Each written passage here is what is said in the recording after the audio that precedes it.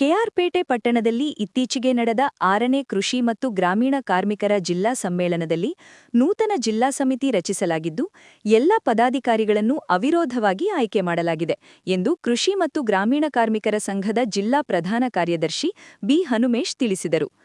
ಸುದ್ದಿಗೋಷ್ಠಿಯಲ್ಲಿ ಮಾತನಾಡಿದ ಅವರು ಮಾ 9 ಮತ್ತು 10ರಂದು ನಡೆದ ಸಮ್ಮೇಳನದಲ್ಲಿ 1,15,000 ಪ್ರತಿನಿಧಿಸಿದ 231 ಪದಾಧಿಕಾರಿಗಳು ಭಾಗವಹಿಸಿದ್ದರು.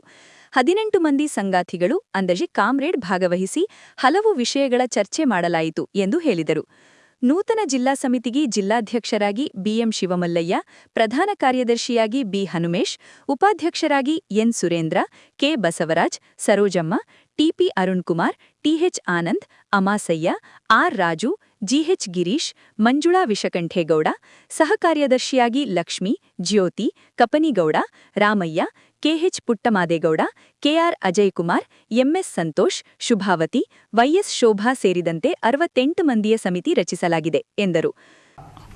6ನೇ ಕೃಷಿ ಮತ್ತು ಗ್ರಾಮೀಣ ಕಾರ್ಮಿಕರ ಸಂಘದ ಜಿಲ್ಲಾ ಸಮ್ಮೇಳನ ಇದೇ ಮಾರ್ಚ್ 9 ಮತ್ತು 10ನೇ ತಾರೀಕು 2 ದಿನಗಳ ಕಾಲ ಕೆಆರ್ಪೇಟೆಯ ಲಕ್ಷ್ಮೀ ವೆಂಕಟೇಶ್ವರ ಸಮುದಾಯ ಭವನದಲ್ಲಿ ನಡೆಯಿತು.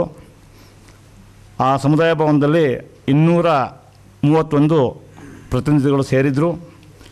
1.5 ಲಕ್ಷ ಸದಸ್ಯರನ್ನ ಹೊಂದಿರತಕ್ಕಂಥ ಸಂಘಟನೆಯನ್ನು ಪ್ರತಿನಿಧಿಸಿ ಸೇರಿದರು. 18 ಸಂಗಾತಿಗಳು ಆ ಸಮ್ಮೇಳನದಲ್ಲಿ ಚರ್ಚೆ ಮಾಡಿ ಕರಡು ವರದಿ ಮೇಲೆ ಚರ್ಚೆ ಮಾಡಿದರು.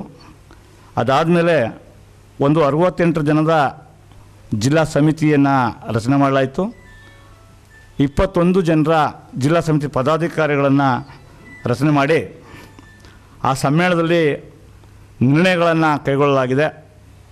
ಆ ನಿರ್ಣಯಗಳಲ್ಲಿ ಕೃಷಿ ಮತ್ತು ಗ್ರಾಮೀಣ ಕಾರ್ಮಿಕರಿಗೆ ಪ್ರತ್ಯೇಕ ಕಲ್ಯಾಣ ಮಂಡಳಿಯನ್ನು ಕೇಂದ್ರ ಸರ್ಕಾರ ರಚಿಸಬೇಕು. ಅದರ ಜೊತೆಗೆ ಇಂದಿನ ಏನು ಮನ್ರೇಗಾ ಇತ್ತು ಅದನ್ನು ಉಳಿಸಬೇಕು. ಇವತ್ತೇನು VB ಗ್ರಾಮ್ ಜಿ ಬಂದಿದೆಯೋ ಅದು ಕೃಷಿ ಕೂಲಿಕಾರರಿಗೆ ಸರಿಯಾದ ನಿಟ್ಟಿನಲ್ಲಿ ಕೆಲಸ ಕೊಡಲಿಕ್ಕಾಗಲಿ ಅದರಲ್ಲಿ ಕೂಲಿ ಬಟವಾಡೆ ಮಾಡಲಿಕ್ಕಾಗಲಿ ಆಗೋದಿಲ್ಲ ಅಂಥೇಳಿ ನಾವು ಅವತ್ತೇನದು ಜಾರಿ ಆಯಿತು ಅಲ್ಲೆಲ್ಲೂ ವಿರೋಧ ಬರ್ತಾಯಿದ್ದೀವಿ. ಅದನ್ನು ಮುಂದಿನ ದಿನಗಳಲ್ಲಿ ಇನ್ನೂ ಉದ್ಯೋಗತೆ ಉಳಿಸ್ಕೋಕ್ಕಾಗಿ ಹೋರಾಟ ರೂಪಿಸಬೇಕು ಅಂಥೇಳಿ ಅದರಲ್ಲಿ ನಿರ್ಣಯವನ್ನು ತಗೊಂಡಿದ್ದೀವಿ. ಕೃಷಿ ಮತ್ತು ಗ್ರಾಮೀಣ ಕಾರ್ಮಿಕರ ಮಕ್ಕಳಿಗೆ ಸರ್ಕಾರಿ ಮತ್ತು ಖಾಸಗಿ ಶಿಕ್ಷಣದಲ್ಲಿ ಅವರ ಉನ್ನತ ಶಿಕ್ಷಣ ಅದು ಮೆಡಿಕಲ್ ಇರಲಿ, IIT ಇರಲಿ, UPS ಇರಲಿ, KPS ಇರಲಿ 15% ಸೀಟ್ಗಳನ್ನು ಉಚಿತವಾಗಿ ನೀಡಬೇಕು.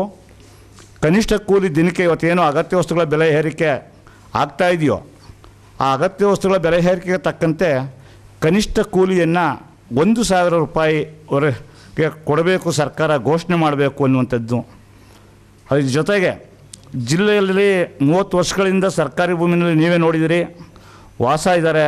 ಸಾಕಷ್ಟು ಜನ ಹೋರಾಟಗಳನ್ನು ಮಾಡ್ತಾಯಿದ್ದಾರೆ ಜಿಲ್ಲೆ ಒಳಗಡೆ. ಇಂದು ಕೂಡ ತಾವು ಮಾಧ್ಯಮ ಮಿತ್ರರಾಗಿ ಹಲವಾರು ಹೋರಾಟಗಳಲ್ಲಿ ವರದಿಯನ್ನು ಮಾಡಿದಿರಿ. ಅವ್ರಿಗೆ ತಕ್ಷಣದಲ್ಲಿ ಭೂಮಿ ಗುರುತಿಸಿ ಅವ್ರಿಗೆ ನಿವೇಶನ ಹಂಚಿಕೆ ಆಗಬೇಕು. ಈಗಾಗಲೇ ಸರ್ಕಾರಿ ಭೂಮಿಯಲ್ಲಿ ವಾಸ ಮಾಡ್ತಾಯಿದ್ದಾರೆ, ಅವ್ರಿಗೆ ಸರಿಯಾಗಿ ಹಕ್ಕುಪತ್ರ ಕೊಡಲಿಕ್ಕೆ ಆಗಲಿಲ್ಲ ಜಿಲ್ಲಾಡಳಿತ. ಅದನ್ನು ಹಕ್ಕುಪತ್ರ ಕೊಡಬೇಕು ಅಂತೇಳಿ ನಾವು ನಿರ್ಣಯ ಕೈಗೊಂಡಿದ್ದೀವಿ. ಉಚಿತ ಚಿಕಿತ್ಸೆ ಸಿಗಬೇಕು. ಆದರೆ ಉಚಿತ ಚಿಕಿತ್ಸೆ ಸಿಗಲಾರ್ದೇ ಖಾಸಗಿ ಆಸ್ಪತ್ರೆಗಳಿಗೆ ಸಾಕಷ್ಟು ಜನ ಅಲ್ಲೇ ಡಾಕ್ಟ್ರ್ ಕೊರತೆ, ಅಲ್ಲಿಯ ಪರಿಕರಣಗಳ ಕೊರತೆಯಿಂದ ನಾವು ಜೀವ ಉಳಿಸ್ಕೊಳ್ಳೋಕ್ಕೆ ಹೋಗಿ ಸಾಕಷ್ಟು ಖಾಸಗಿ ಆಸ್ಪತ್ರೆಗಳಿಗೆ ಹೋಗ್ತಾಯಿದ್ದಾರೆ. ಅದು ತಡೀಬೇಕು. 24x7 ಕೆಲಸ ಆಗಬೇಕು ಅನ್ನುವಂಥದ್ದು. ಒಂದು 5,000 LPHC ಸೆಂಟ್ರನ್ನ ತೆರೀಬೇಕು, ಉನ್ನತ ಮಟ್ಟದ ಸೆಂಟ್ರನ್ನ ಅನ್ನುವಂಥದ್ದು. ಇನ್ನು ಮೈಕ್ರೋಫೈನಾನ್ಸ್ ಹಾವಳಿ ಇತ್ತೀಚೆಗೆ ಸ್ವಲ್ಪ ಕಡಿಮೆ ಆಗಿರ್ಬೋದು, ಆದರೆ ಕಿರುಕುಳ ಕೊಡೋದು ಈಗಲೂ ಕೂಡ ದಿನನಿತ್ಯ ಆ ಕಟ್ಟಿಸ್ಕೊಳ್ಳೋಕ್ಕೆ ಬರ್ತಾಯಿದ್ದಾರೆ. ಅದಕ್ಕೆ ಪರ್ಯಾಯವಾಗಿ ನಾವು 2 ಲಕ್ಷ ರೂಪಾಯಿವರೆಗೆ ಬಡ್ಡಿ ರಹಿತ ಸಾಲ ಕೊಡಬೇಕು ಅಂಥೇಳಿ ಈ ಸಮ್ಮೇಳನದಲ್ಲಿ ತೀರ್ಮಾನ ಮಾಡಿದ್ದೀವಿ. ಆ ಕಾರಣದಿಂದ ಎಲ್ಲ ಮಾಧ್ಯಮ ಮಿತ್ರರು ಈ ಒಂದು ವರದಿಯನ್ನು ಮಾಡಬೇಕು ಅನ್ನುವಂಥದ್ದನ್ನು ವಿನಂತಿ ಮಾಡ್ತಾ ಪತ್ರಿಕಾಗೋಷ್ಠಿಯಲ್ಲಿ ಜಿಲ್ಲಾಧ್ಯಕ್ಷ ಬಿಎಂ ಶಿವಮಲ್ಲಯ್ಯ, ಜಿಲ್ಲಾ ಸಂಚಾಲಕ ಕೆಎಚ್ ಪುಟ್ಟಮಾದೇಗೌಡ, ಉಪಾಧ್ಯಕ್ಷರಾದ ಶುಭಾವತಿ, ಟಿಪಿ ಅರುಣ್ಕುಮಾರ್, ಅಮಾಸಯ್ಯ, ರಾಜು ಇದ್ದರು.